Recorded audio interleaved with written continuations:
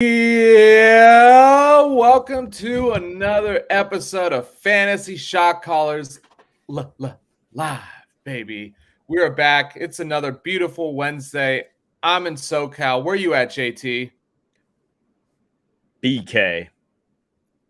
BK in the house. I've been listening to a lot of Biggie lately. I don't know. It's just been getting me weirdly pumped up once again after 30 years of being on the air. I've only been listening to the BK jingle, so I can't relate. And just listening to it cross-eyed and being like, when is my team going to lose again? Yeah, when is my team going to lose again?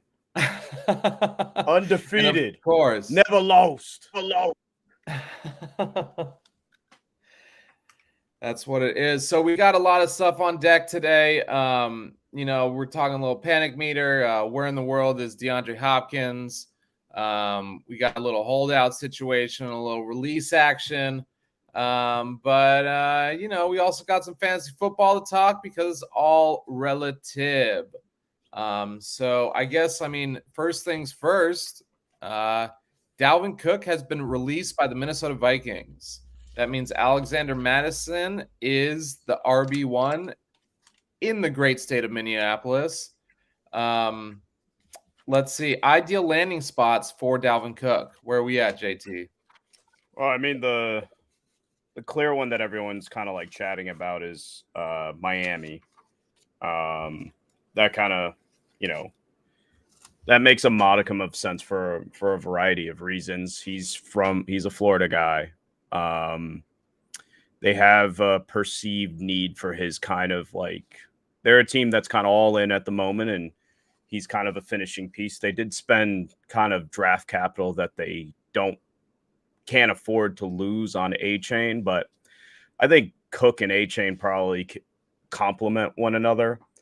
We're going to see where this goes. It looks like he's kind of dug in right now. Kind of looks like running backs as a whole are kind of trying to hold their ground collectively. It's going to be really tough, especially with analytics devaluing the position as much as it has. And, these front offices are getting smarter and smarter. My opinion, I think Dalvin Cook is still a worthy offensive weapon. It was just a different offense. Minnesota's an offense that's going to throw the ball 600 times a game. That offense flows through Justin Jefferson now. Calling it as it is, Dalvin Cook's never been, a model citizen when it comes to health.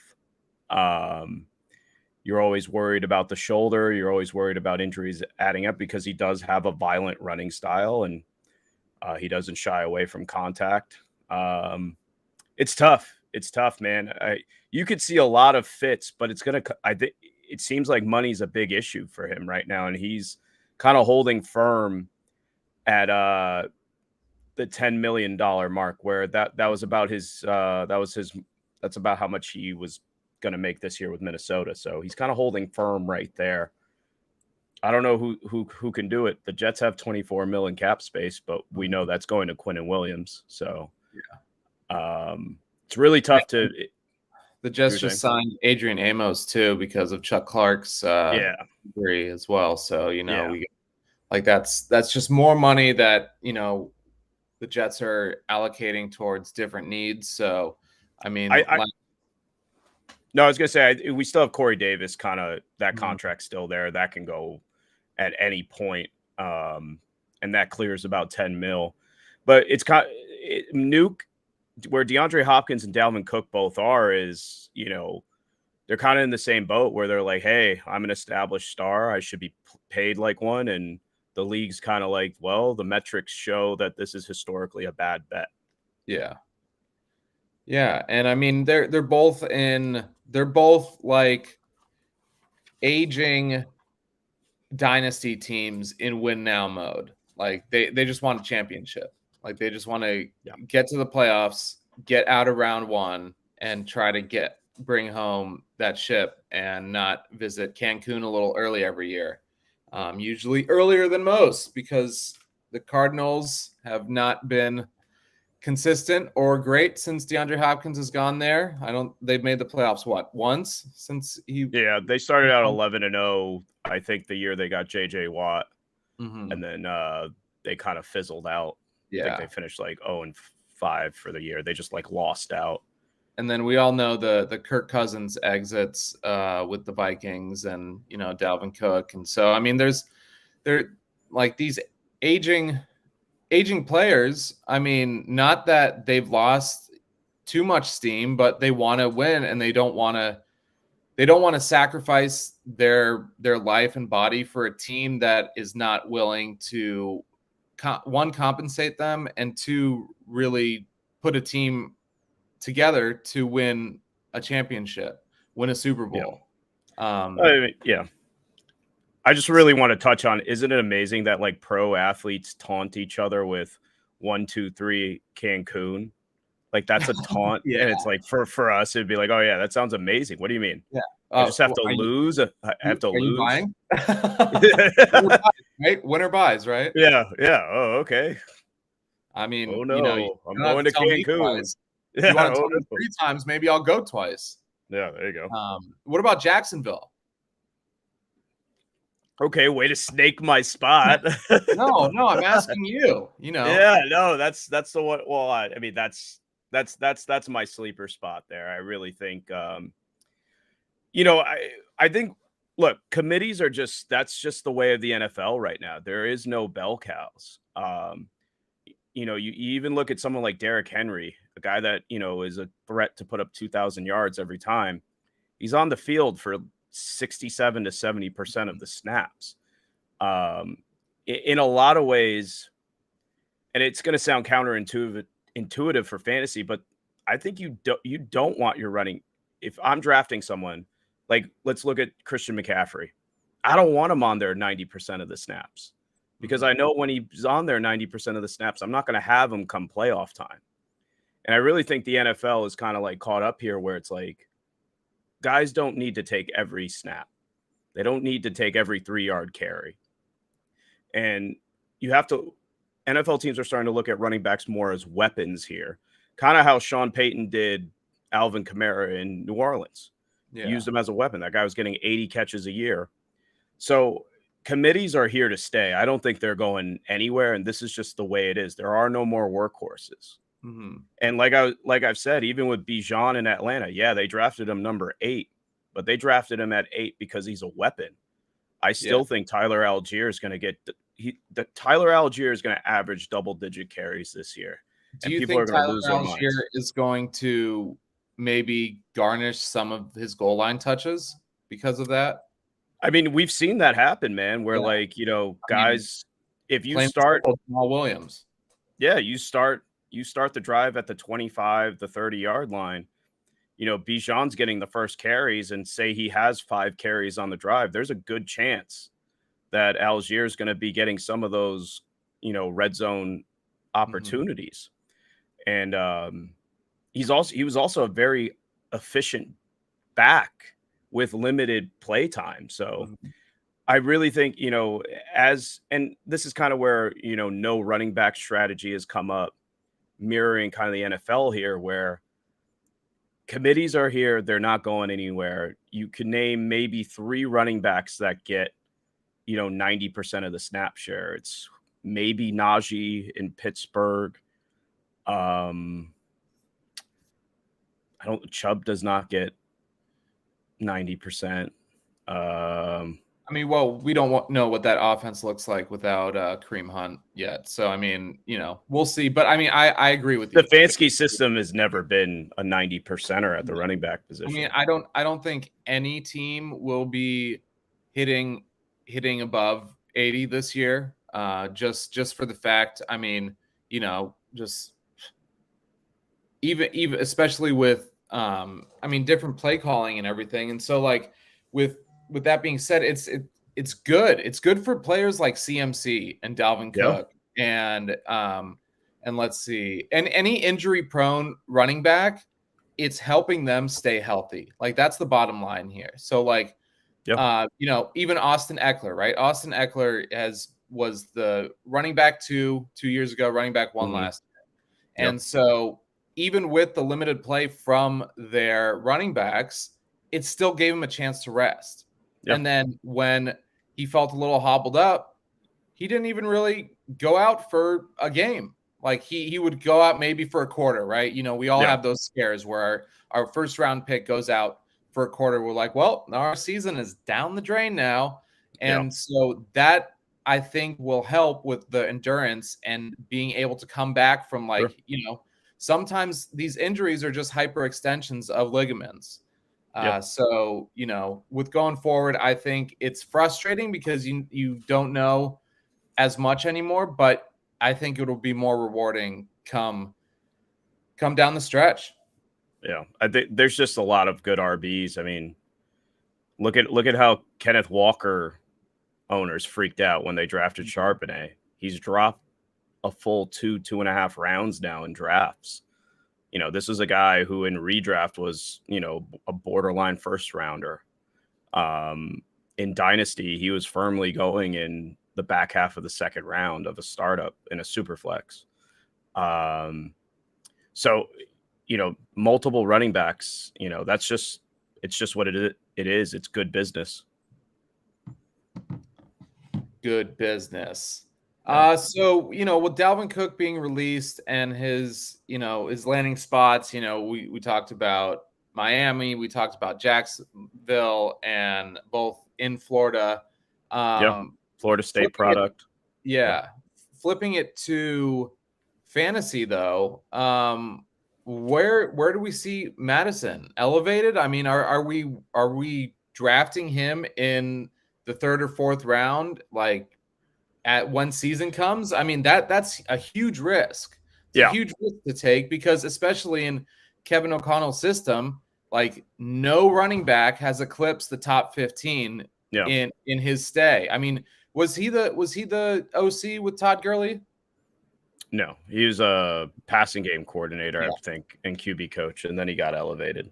Gotcha. So with that system, like JT touched on, I mean, it's a 600 pass attempt system, right? And so like it's like we talked about this the other day, like it's Justin Jefferson is the offense. Like Justin Jefferson, Jordan Addison, KJ Osborne, TJ Hawkinson, it's not going to primarily feature the running back position. And you just look at where the money is. You look where the money is. Follow the money. You know, Jefferson's about to, you know, probably be the highest paid non-quarterback in the league.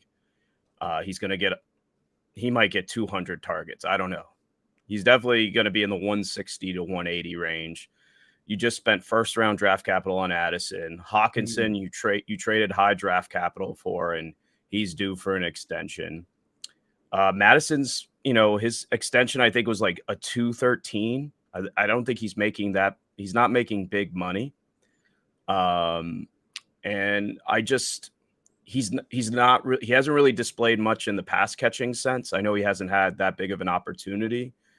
But this just really screams to me where it's like the hype is going to push him into a level that I'm just not interested in. You know, if you're talking about redraft, one QB, and you're saying Madison's in the, you know, back end of the third or early fourth, that means you're taking him over wide receivers like a Drake London, you know, wide receivers like, I mean, hell, didn't someone take him in the safe space one? Didn't someone take him over Olave? Over Olave and maybe even Devonta. Yeah, that's just a range where especially in a PPR format, he's not a pass catcher. A lot of those goal line opportunities, you have high wattage, you know, receiving targets there. Like, am I going to hand the ball off to Madison on the 10-yard line, or am I going to try to throw it to Jefferson? No, and he doesn't have that explosiveness that Dalvin Cook has after he either catches the ball or gets through the holes. Like, I mean, he's a good running back. You're hoping he's David Montgomery. That's literally you're hoping he's David Montgomery. And you're banking I think Montgomery's a better.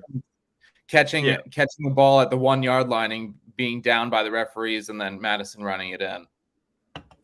I just don't. I'm not. It comes down to a talent. I mean, is he going to have an opportunity? For sure, but if you're expecting an RB1 season out of him, I don't see it. I think he'll be a top 20 running back if he stays healthy, but honestly, he hasn't even really done that either. He's been banged up a bit himself. Yeah. Now's not the time to buy him. Let's put it that way. No, not at all. But if you've been holding him in your dynasty leagues for this time, I mean, hell yeah. Congratulations. Hell yeah. Finally. Question. Would you take Madison or Rachaad White? ADP, Rachaad White all day. I think they're probably going to be in the same range right now. 3rd or 4th round. Rachaad White's going that high in redraft? Or 4th, let's say 4th or 5th round. I don't think he is. But I mean, Madison's going that high already? No already. I mean, Sleeper literally was like, we don't care how you guys mock draft. We're just going to update it like that. No thanks.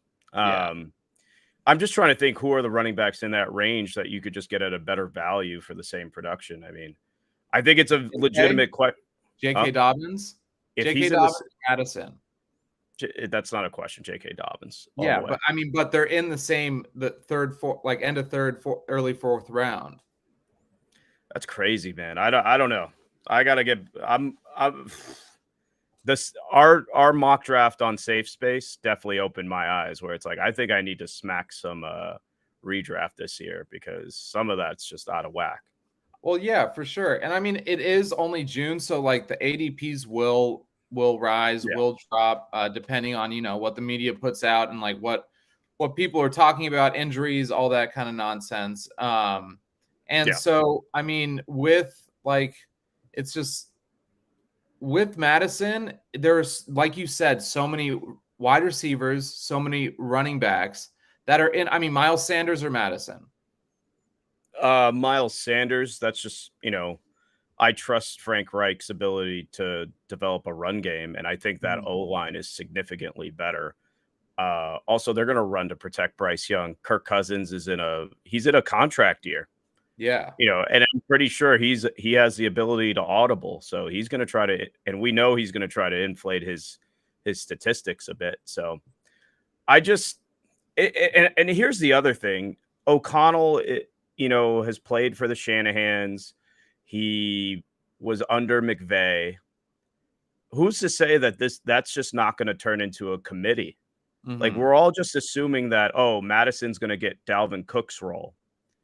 Which Dalvin Cook had a fine year last year in RB Armageddon, but he's not the same player that Dalvin Cook is, in my opinion. I don't think he is. Still. And I really think, the systems that O'Connell has come from have all been committees. Mm-hmm. So I think it's a little too reductionist theory to be like, oh yeah, Madison's just going to come into 90% snap share. That seems a little silly. I kind of, it's, O'Connell coming from Sean McVay's system. I mean, Sean McVay has kind of been more of a leaning on a one running back, not every 3 downs, but like just because of injury. I mean, like, Todd Gurley, they ran him into the fucking ground, Yeah. And so like, they're the only reason they've been literally trying out running backs since Todd Gurley. Like every other 100%. But Gurley is a top. He's a unicorn as a running back prospect. He tore his ACL and still went top 10. Yeah. So nevertheless, I just looked it up. Dobbins is 49. Madison is 50. That's crazy. Yeah. No, J.K. Dobbins over Madison. So the Madison is higher in ADP than DJ Moore, Drake London, Chris Godwin, Swift, Judy, Akers. Let's see. Evans, like you said, White, Lockett, Ayuk. And so, it's just like there's so many other options. And speaking of options, you want the best options to win your fantasy league. So hit that like, hit that subscribe, smash that shit until you can't smash no more, and share this too with your pals or your enemies, because you never know. But yeah, just jump in the chat and start yelling at us. Tell us how we suck. please, It's fine. please. That would be literally make my day. Delightful. Absolutely delightful. Absolutely. So let's see. Let's move on to a little bit of still we're staying in running backs. We're switching over to the AFC. Let's talk a little bit about Nick Chubb versus Najee Harris. Shout out to Jared for this one. Yeah. And friend of the show, Jared Big Ocean. Good luck being in a league with that guy. Good luck. I have a certain set of skills, you see. I will find you. So Nick Chubb and Najee Harris are going about 3 to 4 spots away from each other in the second round of redraft. And, you know, it's something to talk about. They're in the same division as well. And they're two lonely people at the workhorse back positions from what workhorse really means right now. Yeah. And or used to mean. So what's up, Casey? How you doing? Dolphins, yeah, this is definitely Piggy. Chubb hands down. I was about to say Chubb's hands down. I mean, typically my hands are down when I have a Chubb, so that makes sense. But Chubb's only has one hand. Oh, it's all in the hips. It's all in the hips. It's all. Which side do you want? Do you want Nick Chubb or you want Najee Harris? Which side do you want to argue? Can I just trade my first round pick and pick both of them? I mean, in startup you can. I'm going to take the Najee side on this one. Because I think both of us agree dynasty wise, this is Najee. Yeah. So I really don't want the Chubb side, but okay, we can switch. I'm good. No. I'll take the Chubb side. I'll take the Chubb side. I'll take the Chubb side. I have to take a pill for the Chubb, so it's okay. No. I got the Chubb side. I'll go Chubb. So Stefanski is a known he's a known play caller that wants to, bully teams. He wants to establish the run. He's had consistently top 5 running units. Chubb, PFF has Chubb, consistently ranked as either the best runner or, top 5. Kareem Hunt is gone, but I do expect that they will bring someone else in. I don't think Jerome Ford is going to be the backup there. I think they're just kind of waiting out the market there. He has the better quarterback in Deshaun Watson. And pound for pound at the moment, he has the better O-line. So, when you break everything down, he's got the better play caller because Matt Canada is one of my least favorite play callers in the league. He's really not great. That's me being diplomatic about it. I don't like his play. I just don't like his play calls. And, we don't know everything behind the scenes, but what's going on the field, a layman could, I have a lot of Steelers friends. One of my best friends is a Steelers fan. And even he's just like losing his mind. Steelers fans are not big fans of Canada, not the country, the play caller. But he's got the better play caller, the better O-line, better quarterback. And I know we're talking running backs. Someone might be like, well, why do we care about the quarterback?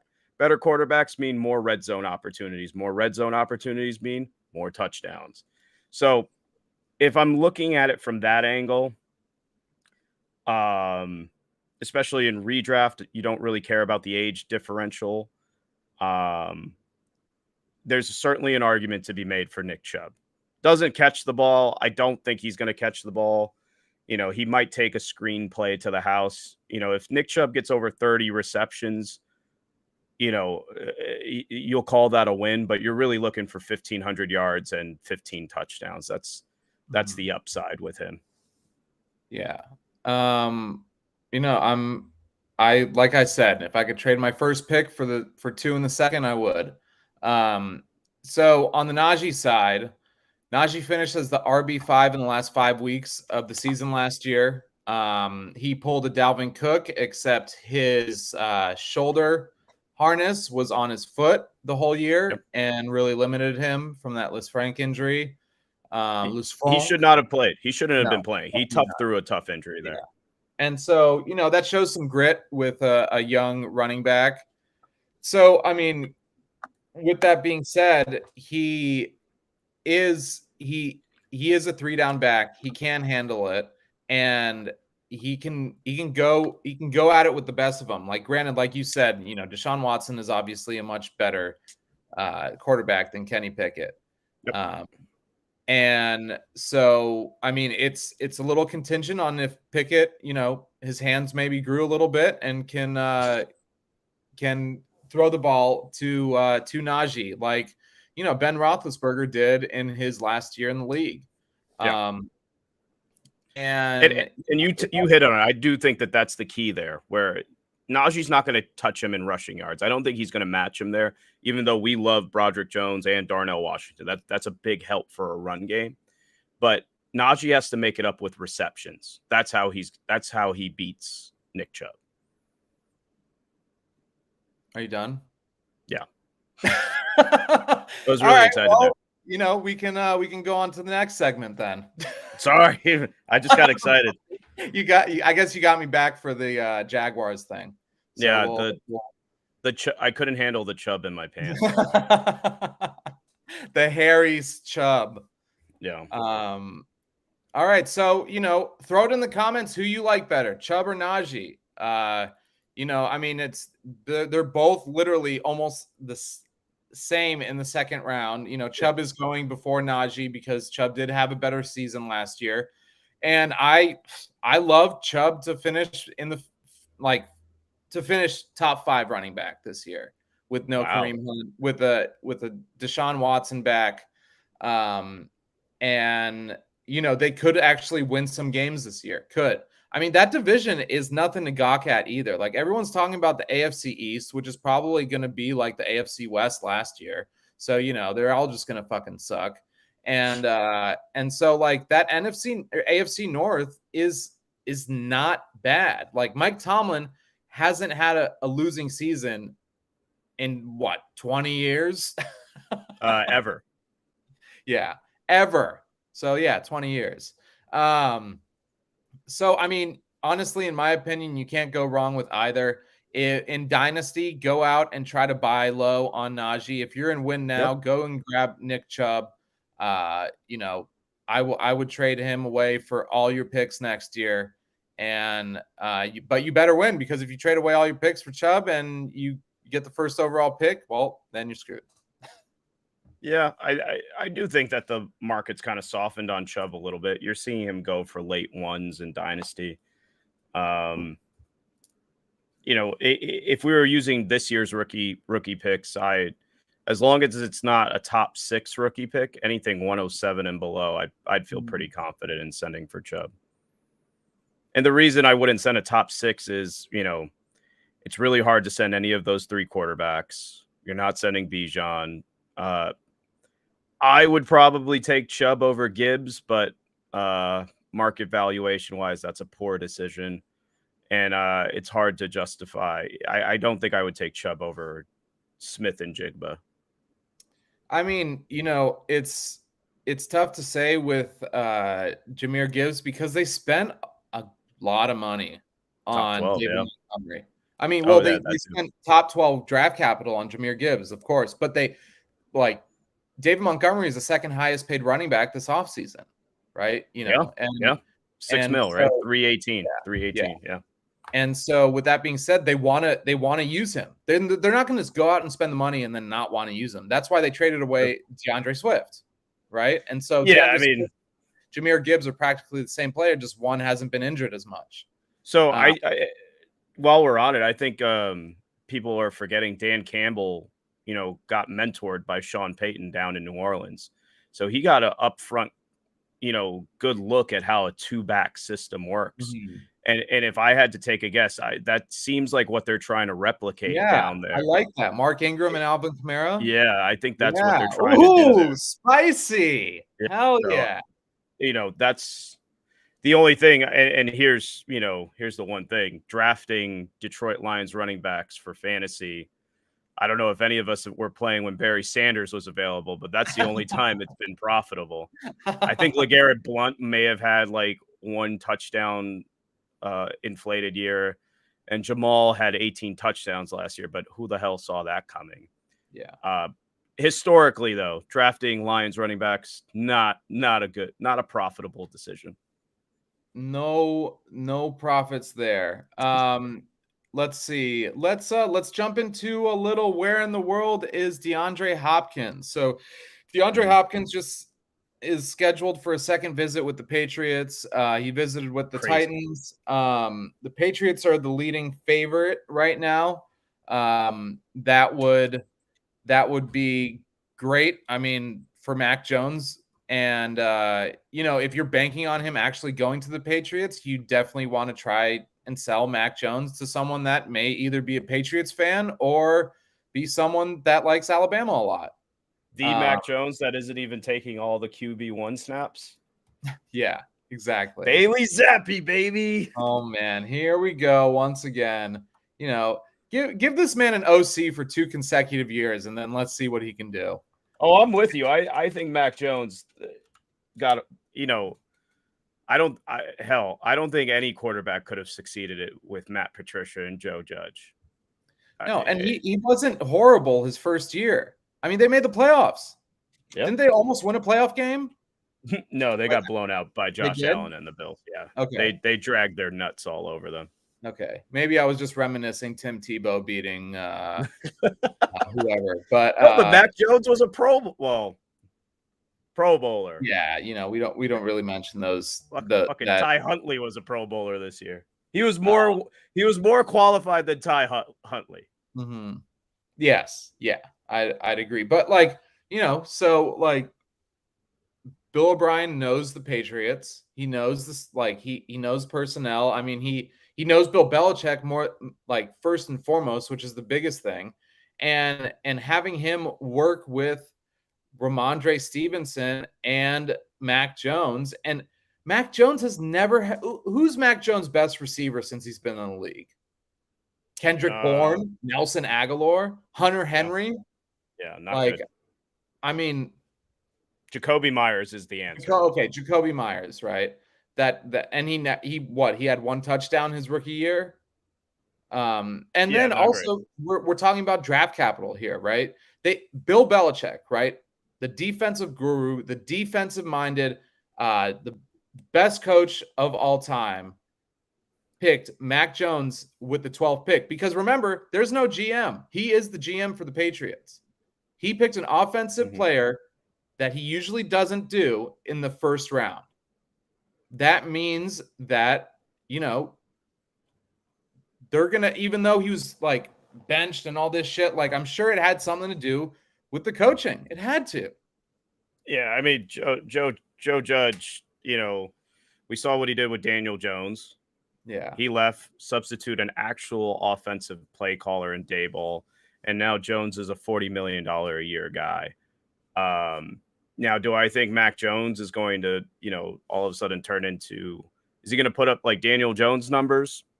It's kind of hard to see that he doesn't have the same rushing ability, but everywhere Bill O'Brien's gone, he's built a competent offense. The guy, terrible GM, awesome coach. And I don't think he gets enough credit for that. He is a hell of an offensive play caller. I mean, Brady had his best season with him. So Mac Jones is a big buy low, I would say, at this point, and he's kind of getting disrespected at this point.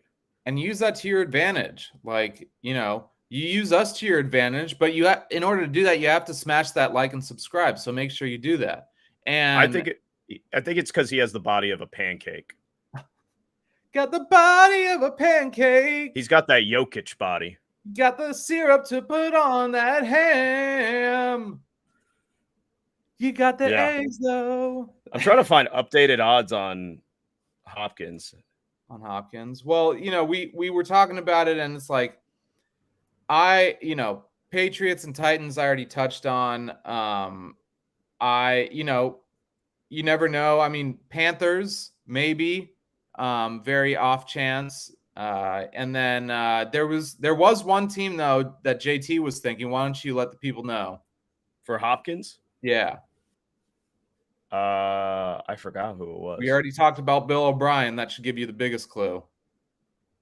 Patriots? Texans? No. The Browns. The Browns. With Deshaun Watson. Browns. All right. Yeah, I think the Browns are probably the most seamless fit given chemistry with Watson already. Mm-hmm. I have the odds pulled up. The odds are Bills at plus 250, Lions at plus 350, Browns at plus 400, and the Patriots at plus 450.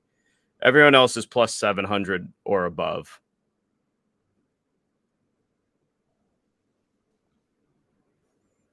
I think the Browns, if you're a Nuke fan, are probably the best bet there. What about for dynasty owner or managers? I think you still want Cleveland there. I think you have to have I think that makes the most sense. Quarterback familiarity. They already have chemistry. Stefanski's system does kind of work with Hopkins' skill set. The only hindrance there is maybe Amari Cooper, but we'll see. And did you mention Stefanski already as a hindrance? Yeah. Well, Stefanski can support one pass catcher. That's what he can do. We saw him do it with Thielen in Minnesota. Cooper's been pretty good during his Browns tenure. That's the problem, though, with his game planning. It usually only supports one pass catcher. It's very rare that we see multiple pass catchers supported out of it. Yeah. And, if you're thinking Stefanski was the reason why Jarvis Landry and Odell both had over 1,000 yards receiving back in 2019, you're wrong. Oh, I forgot about that. Yeah, I mean, that's the Todd Monken year.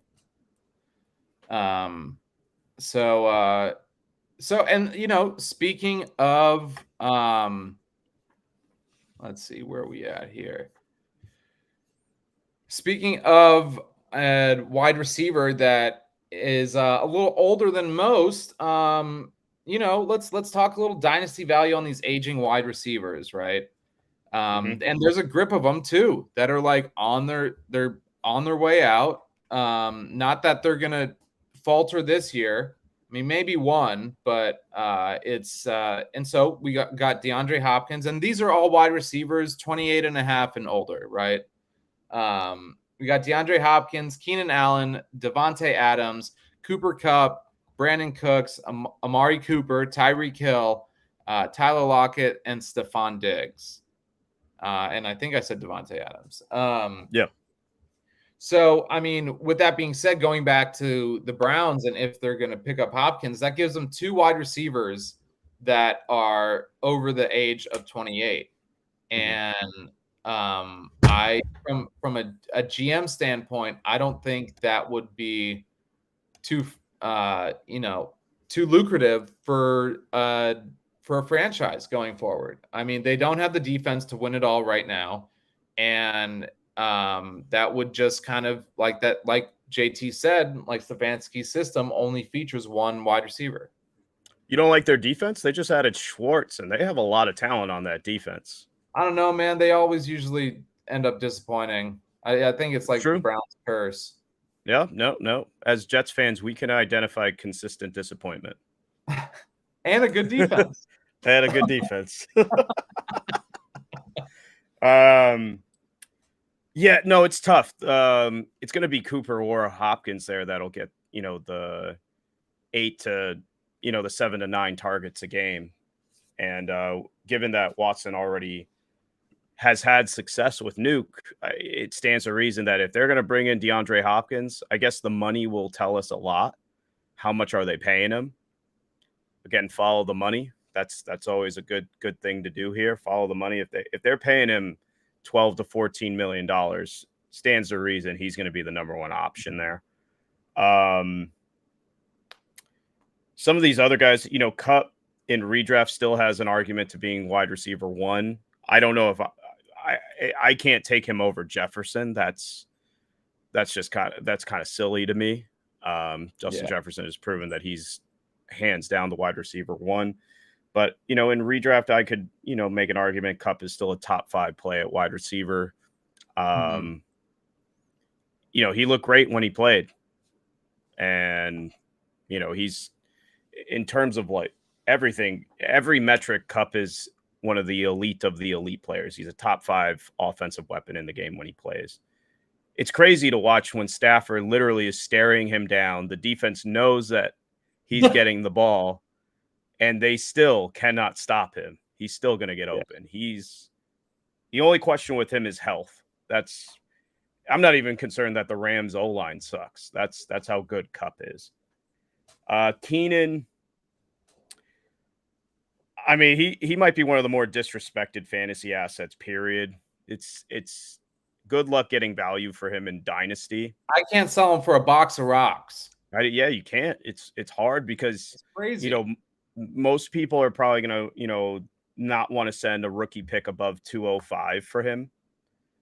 And at that point, you're like, I might as well keep him and just take my chances. So he's kind of gonna just be a roster. I don't want to say clogger, but he's gonna die on more often or not on your roster. That's why he's kind of a tough play. And also, he's got paper hamstrings. That's the other problem. So, but in terms of he's productive when he plays. He's good for 7 catches, 70 yards every time. Devontae, I don't know if anyone can feel good about anything going on in Vegas right now regarding the Raiders. He's still an elite guy, man. I'd rather bet on Devontae, but he's kind of reached that point for me in Dynasty where if I get a comparable offer for him in Dynasty, I'm probably taking it. We already kind of talked about Amari Cooper. Tyreek, again, like Devontae, he's one of those guys where he's just so elite, and he's a week winner. If he goes off, you won the week. It's really hard to lose the week when he goes off. He's a best ball Hall of Famer. If you're playing best ball, Tyreek, you have to get him. He's a week winner in best ball.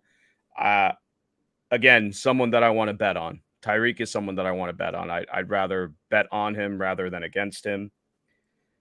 And then our last guy, Stephon Diggs, all this noise coming out of mini camp. This feels like one of those things that we'll forget about come September. I mean, as long as he didn't Draymond a teammate, I think we'll be okay here. Yeah, I think unless Josh Allen said the N-word again. I don't know. Again, he said it during. He did go to Fresno. Yeah, no, they caught it was part of his draft evaluation. They had to ask him. I think he posted on Twitter like rap lyrics. Gotcha. And they were like, "What the hell is this?" And he's like, "Oh, I'm not a racist." I mean, Sean McDermott came out in a press conference, said that it's a real big deal. It's a real big deal. Very concerning. Very concerning. Like a dad at a pool party and the kid just pooped in the pool and had everyone evacuated. Well, I mean, I got to say, I think it's really underrated there. This is one of the reasons that I have Hurts above Josh Allen. And I'm almost at the point where I have Joe Burrow ahead of Josh Allen in terms of Dynasty. Obviously, Mahomes is up there. That goes without question. But I really do think we've underestimated the downgrade in play calling. Ken Dorsey, universally liked. Everybody loves him. But he was a first-time OC last year. And it showed. Dayball is way better. And I do think that that's something that needs to be monitored. And it's nitpicking. Look, if you have Josh Allen in your quarterback slot, should you be up all night concerned about it? No, Josh Allen's amazing. He's awesome. But when you're nitpicking there versus Josh Allen, versus Jalen Hurts, versus Patrick Mahomes, play calling matters, man. And I think it showed last year that Dorsey is not on there was a massive downgrade, in my opinion, from Daboll to Dorsey. Yeah, I mean, it's evident. I mean, the stats say everything. I mean, granted, Josh Allen did get hurt against the Jets, but like even before then, he was throwing picks like it was year 1, year 2 again. Like, I mean, it really shows that Brian Daboll knows how to work with a quarterback, knows how to work with an offense, and I mean, we already touched on that. So he turned Daniel Jones into a $40 million player. 40. That's crazy. 40 million. He didn't get his 5th-year option picked up. It's their loss. So, maybe like we're looking into something here. Like Stephon Diggs may be angry. Maybe just like, I came here, we were great offense, we were great defense regular season, and then you guys just decided to be the Buffalo Bills again during the playoffs. So, and he's voiced his frustrations before. He's come out and like said he's frustrated, and like he's had those, that so eloquent picture of him in Kansas City with his arms like this and looking at the stands, and it's he's frustrated. He's a great wide receiver. I mean, and like he went there on a whim. It worked out. He liked what he saw in Josh Allen, but I really think he liked what he saw more in Brian Daboll. Sure. I just hope he doesn't turn into the next AB. Anthony Davis? AB. Oh, AB. Oh, no, he hasn't been hit that hard yet. Business is booming, dog. Let's see. Let's go over a little I mean, we got to talk about the biggest elephant in the room. The quote unquote Saquon holdout, right? The only elephant there is his quads. Yeah. I mean, and that's maybe a baby to us. That's a pretty big trunk he got. It's a pretty big trunk he got. So, Saquon's looking for money, but not unreasonably. He's doing it for the people, it seems like. He's doing it because like the running back is being disrespected by literally, I mean, anyone from, general managers, ownership, draft analysis to Dynasty fantasy football. I mean, granted, like they are like for Dynasty, we're looking for the younger studs and all this stuff, but like it goes like across the board right now. Like weren't we talking about like, having a kid and there would be like, I want to be a running back. Nope, you're going to be a middle linebacker. Because just that's like, it's the, other than the offensive line, it's the most grueling and painstaking position on the field. And it takes the most toll out of someone. And at the same time, they're not being compensated enough. Okay. And so, I mean, it begs the question, are we looking at a Le'Veon situation here? No. And I think, unfortunately the way that the Le'Veon situation worked out, I think it gave a lot of leverage to teams where it's like, look what happened to him. You don't want to do this. And I think the biggest differences between the two here is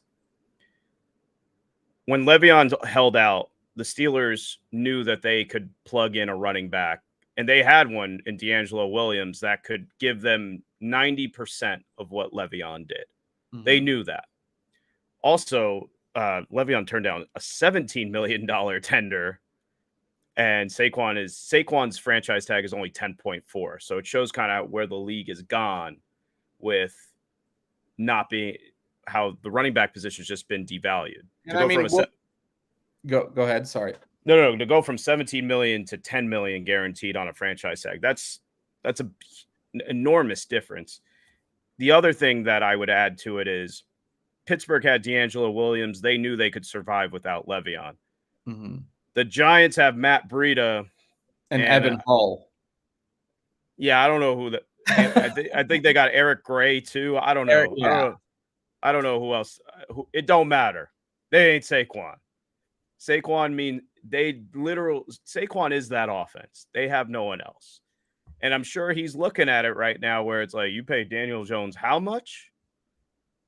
He ain't no Patrick Mahomes, but what? Like, he ain't getting $40 million without me. Can you chip off 5 a year? Yeah, and I just did it. It's a really tough deal. I think. I mean, what did Zeke get? I think Zeke got was it 690? I think Zeke got like extension? a 6 on the deal he signed with the Cowboys. I could be wrong, or was it a 460? I think he got 460. Okay. I think nevertheless, that's got to be where he's shooting for. Yeah, I mean, I think he's shooting for the 15 to 17. I think he's literally shooting for something like what Le'Veon was trying to get. Yeah. Sure. And so, I want y'all to also keep in mind YouTube money's coming in. Yeah. The cap's going to jump. YouTube money is coming in. So players are going to be asking for more. And I think this is a huge play for the CBA.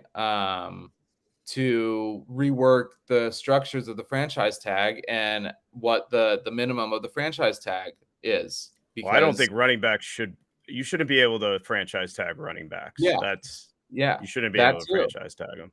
So the injury rates are too high. Speaking of Le'Veon and Saquon, we're going to let y'all decide for yourself. I got a couple clips for you. This is an interview of Le'Veon from NFL Countdown about 3 years ago. And just watch for the different rhetoric that they. Did you win or lose by holding out? I won. I'm happy. I got the opportunity to hit free agency, which I ultimately wanted to do. I got a guaranteed contract, like I ultimately wanted to do, and I got to play for a great city and organization, like I ultimately wanted to do. With the holdout, there's nothing I would have done different. People always talk about I lost $14 million. Like, I didn't lose it. It wasn't mine. I didn't sign a contract. So there we have a little bit of he wanted to go somewhere else, basically. And let's see what Saquon said 2 days ago. You talked a lot about the business side of it, right?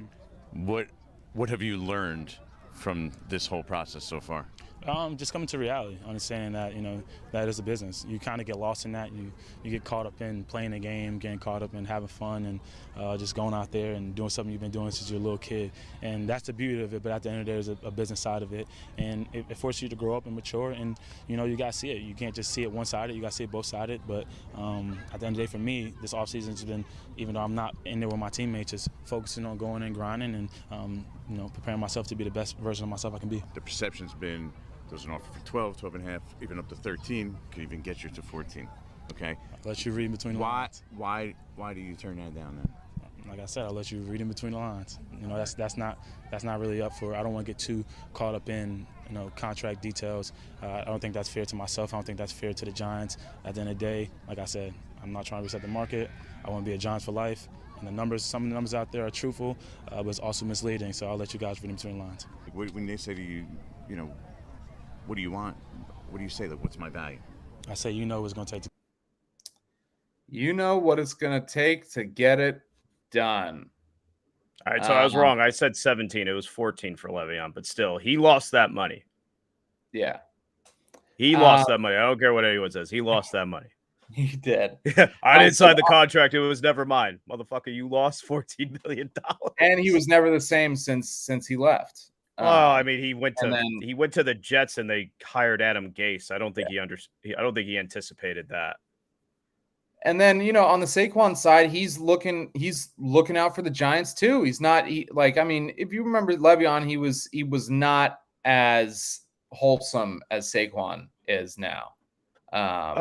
Perception wise is a little different, but I do think that there is a stark difference between the two. I think Le'Veon was a 3rd round pick. I may be wrong. He might have been a 2nd round pick. Saquon was the number 2 overall pick. So he's probably made, I would guess, his what? 4. He's number two. 4. Dos, baby. 2? Yeah. Baker was Dos? 1. Baker was 1. Saquon, then Darnold. 100%. 100%. Who was 4th? Don't know. Because Leonard Fournette was in there somewhere. I don't know. Fournette's in the McCaffrey draft. Oh, okay. Fournette's in the McCaffrey draft. So Flojo. Flojo. You just missed movie time with the boys. Slowly converting me over to the CJ Stroud camp. But no, Saquon was the number 2 overall pick. I'm guessing that probably puts his earnings somewhere in the $28 to $32 million range. So he already has money banked. And here's the thing. If he's making already $7 to $8 million a year, what does any employee want? Employees want raises. Yeah. So if he signs a $10 million franchise tag, that's not really a raise. So I could see where he's kind of reciting the I want to be respected mantra. Because it's a big jump for Le'Veon going from 3rd round salary to what he got with the Jets or signing the franchise tag. I think Seven's got a good question. Where's the furthest you guys are willing to take Barkley in redraft? 5. Like the highest? Yeah, I think his ADP rises after this holdout is done. I think I could, depending on the settings, I think I could make an argument for 4. I mean, you could probably make an argument he could be the 101, given how much of an offensive share he's going to get on that Giants team. I think in terms of percentages, he's probably the highest percent, like snaps. He eats the biggest part of the pie out of any offensive weapon in the game, I think. 7 saying, you know me, I worry the longer he's not there. Yeah, I mean, well, okay, so 7, there we go. Should we play the Le'Veon tape again because he's a Steelers fan? Oh no. So I think I don't think a little PTSD from the Le'Veon days. I don't think different scenarios. The Giants have the worst thing that happens is that they trade him. That would be the worst because they can't. The Steelers were able to. They had enough talent on that team that they could say, okay, sit out the year. We can replace you. The Giants can't do that with Saquon. They just straight up cannot. Flojo's saying he's got so many shares, need a top 5 guy in Superflex Dynasty. Barkley is Flojo's RB4. That's about right. And another giant, Mr. Walrus, tight end 4. I mean, little high for me. If he's healthy, finally. Oh, I mean, if he's healthy, sure, but that's a big if. Guess he's got to start eating his plums. No more prunes. No, he's married to Kelsey Plum. Oh yeah, that's right. So let's see. So yeah, I mean, Saquon, he will figure they'll figure something out. There we go. There's another sign, JT. Get out of dynasty mode, come to redraft mode. It makes sense. It makes sense. Waller makes sense. That's a gamble that I don't want to take. Yeah. I mean, he's going 5th round right now? Is he? I think so. I mean, I'd rather Njoku over Waller, personally. Okay, interesting. I've been kind of targeting Ingram in like round 9. Mm-hmm. That's good too. Ingram's kind of Doug Peterson always prioritizes the tight end position, and a lot of people think that Ingram is a fluke, and he very well may be, but I'm buying more of the offense than I am the player. Yeah. Another guy that Joe Judge kind of ruined. Who? Evan Ingram. That's true. That's basically just buy every player that was ruined by Joe Judge, and you get a fantasy jump. You get a championship. Evan Ingram gonna burn some peeps. I mean, look. I mean, we're talking about Evan Ingram on the newly Calvin Ridley Jacksonville Jaguars. So like that's a lot of targets to throw around. Yep. And then let's see who's the other. Who were we just talking about that has to compete with targets? I don't know, but yeah. So I mean, Evan Ingram there. Like I said, I like David Njoku around earlier as long as he can stay healthy. I mean, Dallas Goedert is a top 5 tight end when healthy. I think that offense either stays the same or takes us even a step further. And all depending if other offenses can beat their defense, which is going to be hard as well.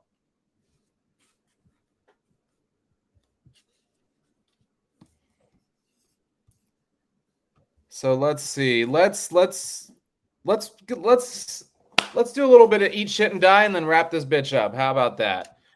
If you haven't already, smash that like, smash that subscribe. It goes long, it goes far. It's not a Chubb. It's definitely maybe a little heresy. So with that, Flojo has a question. Where does JT have JT? JT? I think I have Taylor in redraft, running back 2. And in Dynasty, I think I have him RB 3. I guess you can make the argument Brees ahead of him, but I really think the market is really, really low on Jonathan Taylor, and I'm kind of surprised by it. I love Shane Steichen as a play caller. Richardson is going to open up a lot of lanes with the 6th back system. And we're talking about a system that just got Miles Sanders paid $4.24. So I think Jonathan Taylor is a better running back. The system and the talent make a lot of sense to me. You're not worried about Shane Steichen bringing over the 7 running backs they run a running back every half play like they did on the Eagles. I think if the Eagles had Jonathan Taylor on that team, they would have beat the Chiefs. Yeah, I agree for sure. Flojo's asking, you get any pushback having him at 2? I'm taking fire man coming. It's just so the biggest thing about the biggest mistake people can look at is overrating the past year. And with Taylor, it's just that Colts team hired Jeff Saturday. He got hurt. He needed I think he got ankle debridement surgery. So he was playing hurt, tried to come back. And then some schmuck named Parks Frazier was calling plays. You know what I mean? Like, I don't even know. He was a QB coach, assistant QC, and he got elevated to OC. There's no one. And he had the bones of Matt Ryan at quarterback or Sam Erlinger. So I really just kind of throw this past season out the door. I think if I could get him at any kind of value, that's a massive win. This guy's a year removed from being the consensus across the board 101, to the point where even in startup super flexes, people were considering taking him 101, which is bananas given what we know. But are we gonna see a 2021 Saquon here? What do you mean? Like a comeback? Granted, the injury wasn't as severe, but less than a year removed from any injury, And so with him coming back this year, new offensive coordinator, new quarterback. And I mean, the biggest thing for me, like aside from all the weapons that they have, is a healthy offensive line, because they did not have that last year. And the offensive line was top 5 coming into the year last year. Yep. I mean, they didn't have Quentin Nelson for a good amount of the year, and they just needed those difference makers in the trenches. So that's my biggest takeaway. If that offensive line can stay healthy, then JT moves up for me. But I mean, I would buy JT at a discount right now in Dynasty, but I'm not looking at him in redraft this year. I could understand why there's pushback at taking him at, the second overall pick. I mean, I'd have a hard time taking him over a Justin Jefferson. I mean, if you're getting him at 9, though, like, I mean, I'd smash. Why not? You can just draft another running back like Chubb, and if Jonathan Taylor doesn't work out, you have the fantasy shot callers trademarked. Chubb. Yeah, 100%. So I think that just answered that question. Would you take Pollard over JT? No, I don't think Pollard. I don't think Pollard's going to get more than 65% of the snaps. So they got to bring someone else in, right? Well, he's terrible in pass protection. And for Schottenheimer's offense, Brian Schottenheimer's the OC there. I don't know if he's calling plays. Can I see your shirt when you say that? Yeah, Brian Schottenheimer. Fucking schmuck. Let's stop giving the ball to Thomas Jones and have Mark Sanchez throw it 600 times. Great fucking logic from this fucking guy. He might be the guy that ruined Russ. But anyways, Schottenheimer typically has a bigger back than Pollard. I'm big on Pollard. I think his ADP is going to jump from where he is right now. I like Pollard a lot, but I think people are kind of, I would say a little, I don't think you're living in reality if you think Tony Pollard's going to all of a sudden get a 95% snap share. He's not that kind of back. He's going to get more touches for sure. Can he finish as an RB1? 100? Yeah, that's definitely within the realm of possibility. But he's going to get about 15 touches a game, and we'll see what he does with them. Wow, only 15. Okay. So that 15 to 20. 15 to 20. Okay.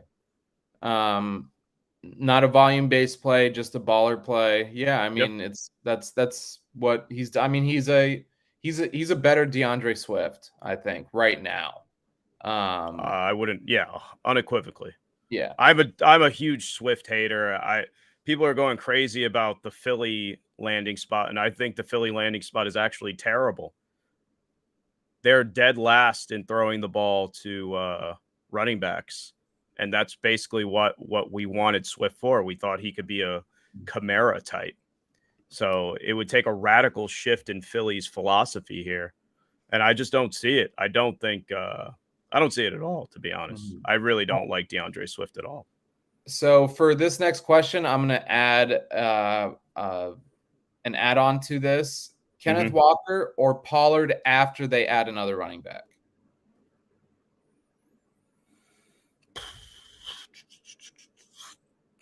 I think it would be format dependent. If it's full PPR, I'll take Tony Pollard. If it's 0.5 or standard, I'd take Kenneth Walker. Yeah, I'm not really scared off by Charbonnet at all. Mm-hmm. I think people are overreacting to it a little bit. I think Kenneth Walker is still the lead dog there, and I don't know. I'm not too crazy about Charbonnet. I think he was in a RB centric college offense with Chip Kelly, and I don't think the Seahawks run a very similar format there. So I thought that was a reach by Seattle. I mean, he was a beast at Michigan too. Yeah, but he's also a 24, isn't he, like 23, 24 years old prospect? I don't think there's nothing that he's shown on tape to me that's better than Kenneth Walker's last year at Michigan State. So also Walker was really good last year. I mean, Flojo saying UCLA soft, played all 4 years, ain't shit. well, I mean, it's yeah. I just don't know if, in terms of running back busts, we've seen that kind of translate. Chip Kelly's rushing offense didn't really translate when it came to the NFL. It works in college. It works in the Pac-12, but is that going to work in the NFC West? I'm not convinced. All right, let's get to a little bit of eat shit and die. Let's do it. And well, we didn't answer it. I think. Well, who are you taking there? I'm going Kenneth Walker when Pollard gets another running back. When Dalvin Cook signs with the Cowboys and ruins fantasy? No, it's going to be James Robinson. No. How do you get cut before minicamp? How do you get cut before minicamp? How does that happen? I don't get it. All right, so the premise of Eat Shit and Die is you guys will comment a trade that is absolutely atrocious and just so lopsided that you want to tell someone to eat shit and die. And I guess according to Flojo, Jared, everyone I play with, all my trade offers are eat shit and dies. But that's okay. That's why I'm the host and the comedic relief, and that's why JT's the brains of this operation. And so with starting off with the first one, this is a trade I was offered in a startup dynasty. I was offered, let me hide this, Wan'Dale Robinson and Paris Campbell for David Montgomery. Come on down. Yeah, normally I'd ask like how many start, what are the settings, but we don't even need to get into that. This is one of those, when I get a eat shit and die offer, there's one of two things. Either I insta decline. Well, there's three things. I take that back. Insta decline, counter for all of their superstar players, or I just leave it for forever. And I start talking in the chat incessantly. So they know that I've seen the trade offer, but I'm just not responding to it.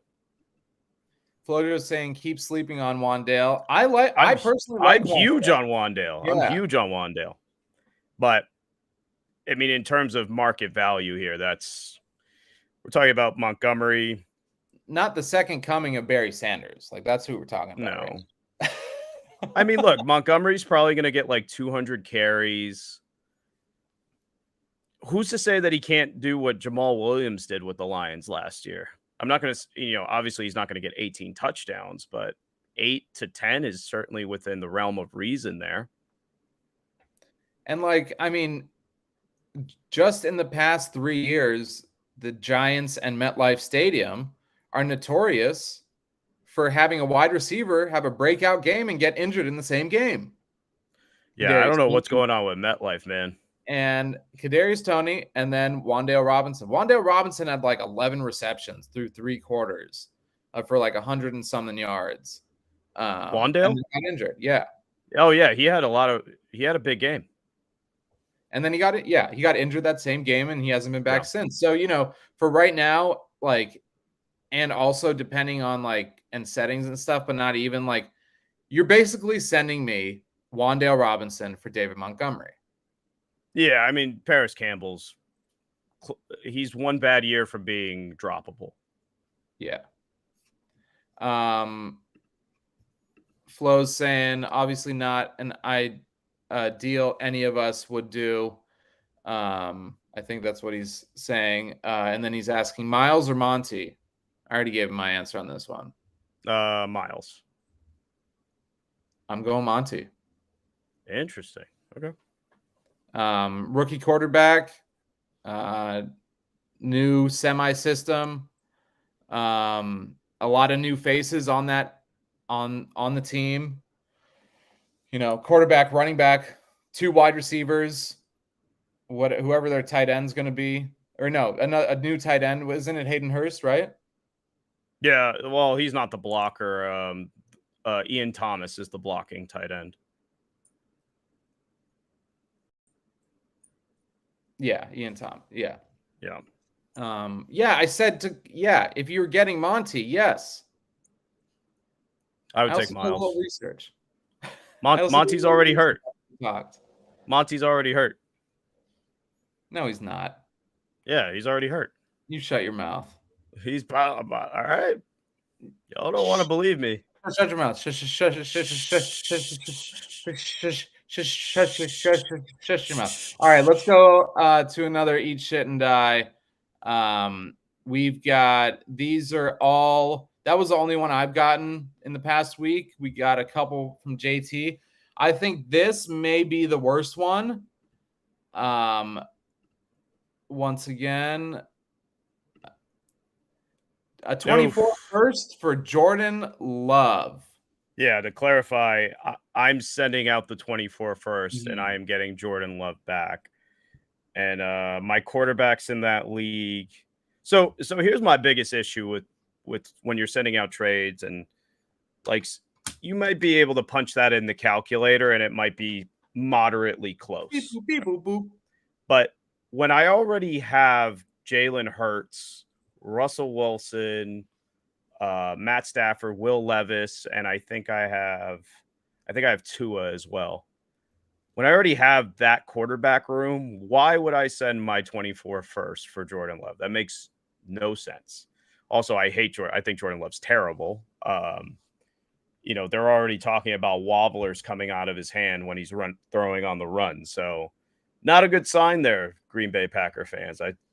I think there's going to be a lot of exposing in Green Bay this year. I think they might be in the Caleb Williams business. Let me put it that way. Yeah, no. 100. I really think that we're going to see that this year. And that's not me being a Jet fan, like, oh, we got Aaron Rodgers. No, it's just I just don't understand why they never got him weapons. It made no sense to me. Just made no sense. Anyways, back to this though. Jordan Love, if you're going to send out your future one, this is after a startup. It's start 10, super flex. It's just kind of, if you're sending out your draft capital, at least know that guy is going to produce for you for 2 years. Jordan Love is one of the biggest unknowns, and he's not someone that you want to send future rookie draft capital for at this point in time. Could be wrong, but it's too big of a risk in my opinion. Maybe send a third and Paris Campbell for Jordan Love. There we go. We got a good trade. I would definitely take Jordan Love there. All right, moving on to, I'm going to do these in order of worst to best, but there's really not worst. It's just worst to worst. Next is Cam Akers for Zay Flowers. And I ordered them in the way where JT would be getting the second player, or JT would be getting the first player. Yeah, this is full PPR Superflex Dynasty. Again, it's this one's actually start 11. And look, I know Cam Akers is a big winner over this offseason, but wide receiver with first round draft capital, he has not reached that kind of level in Dynasty. Zay Flowers is going into an offense with Todd Monken. They're going to throw the ball more. And correct me if I'm wrong, he's your wide receiver one in this class. So yeah, this is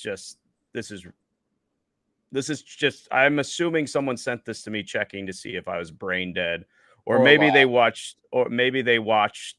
some podcast where they were hyping Cam Akers. And I like Cam Akers. Don't get me wrong. I was buying him before the rookie draft.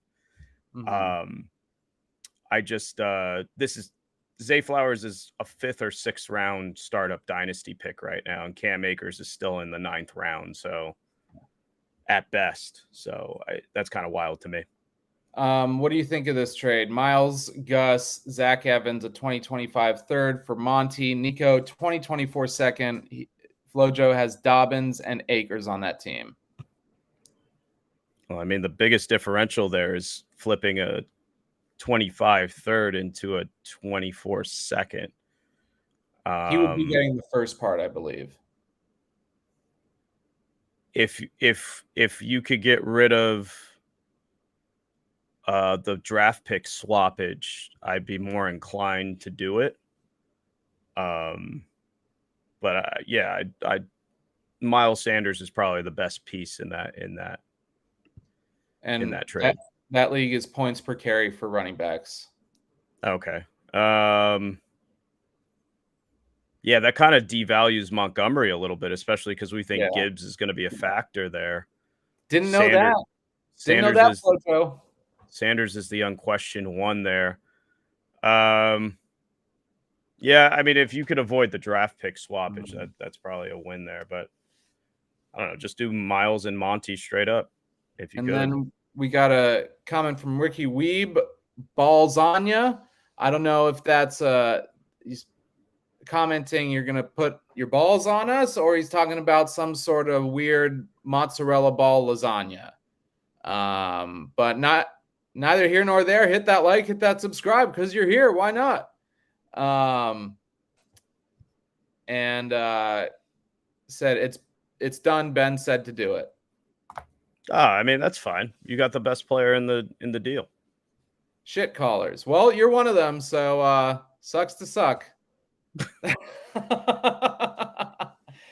And moving to our last one. So let's see. I think this is the last one. Let's see. Okay, so honestly, this one I wasn't too mad about when JT sent it over. Just for the fact that I think this is his last year of relevance. But, we say that every year and he still shows up. And that is Tyler Lockett for 2024 second. Yeah, no. This just kind of comes down to with context. Again, Dynasty Superflex startup. I think it's start 11. In start 11, more of the back end starters get more value because you got to start 11 guys per week. So when you're sending out a 24 second, that's probably going to be in the back end. It's just one of those things where it's like, I'm better. It's June. It's, the first half of June right now. We don't know where anything is. I do know Tyler Lockett's going to put up points. Now, is he going to be a wide receiver 1? No, he may not even be a wide receiver 2. But we do know he's going to have some spike weeks. So right now, I'm selling it. I don't have to. This trade will be available in August. This trade will be available during the season. I don't really see a need for me to give up the higher value guy here. And Lockett is in that range of where he might die on your roster. But he's in a start 11. I need all the starters I can possibly get. And I think Lockett's a top 100 player. So those have a little bit more value there. And I also I don't think he's done after this year. I could see him, 1, getting traded. 2, I could see him definitely 1, ring chasing potentially after this, or going to a contender. He's a piece to me that would appeal to a contender. So let's say at the deadline, Seattle has a need, and I don't know, maybe the Chiefs need a wide receiver. Or the Bills. Maybe the Bills. He's a guy to me that fits almost any offense, and he's a plug-and-play kind of guy. And he never gets hit. It's perfect. He's definitely gone to the Julian Edelman, Wes Welker school of not taking unnecessary hits. But I'm just saying, he's a guy like the Chiefs. If he was on the Chiefs, the Broncos maybe could get in on him. The Chargers. I'm just doing the AFC West, but I think he's a guy that can play in a lot of different offenses, and his age leads me to believe he's going to want to be on a contender rather than a rebuilding team. And that brings us to our next segment of naming all NFL teams for NFL 101. Basically, you throw the ball, you catch the ball, you score more points than the other team. And that's football. Thanks for sharing. And that's where Tyler Lockett's going to go. Any 32 teams. Oh my God. Future Jet. Everyone's going to be a Jet. That would be cool. Maybe. Who knows? Anyways, thank you all so much for joining in on another Fantasy Shot Callers Live. We'll be back next Wednesday, 8 p.m. Eastern Standard Time, 5 p.m. Pacific Standard Time. If you haven't already, smash that like, smash that subscribe, because we do it for the people. Y'all know what it is. Fantasy is life. You know it's a vibe. And don't forget to hit that subscribe, because we wouldn't be here without it. Anything you got to tell the people, JT? Go Yankees. Go Yankees, baby. All right. And without further ado, I let you have a good week, and have a good week watching the New York Packers. Thank you very much.